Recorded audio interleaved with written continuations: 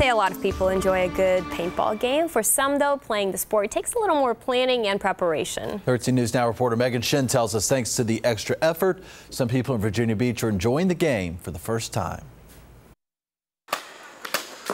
In the game of paintball, It's a good adrenaline rush. everyone is equal on the battlefield. And at Fox Brothers Paintball Park, Looking forward to maybe starting a new hobby for some of these guys if they really enjoy it. this group of 20 people especially values that competitive equality. With a little creativity and the right attitude, really almost anything is possible. Josh Basil is the organizer behind Monday's free paintball games. He's also the founder of Determined to Heal, a nonprofit that connects people with paralysis. Literally had my life flipped upside down.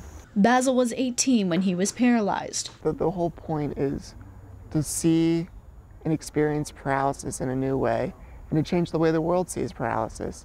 Now, thanks to grant money, as well as Basil and the paintball park staff, all 20 quadriplegic and paralytics, plus their families, are able to play at no charge. We now get to bring families out and all they have to worry about is making memories and smiles.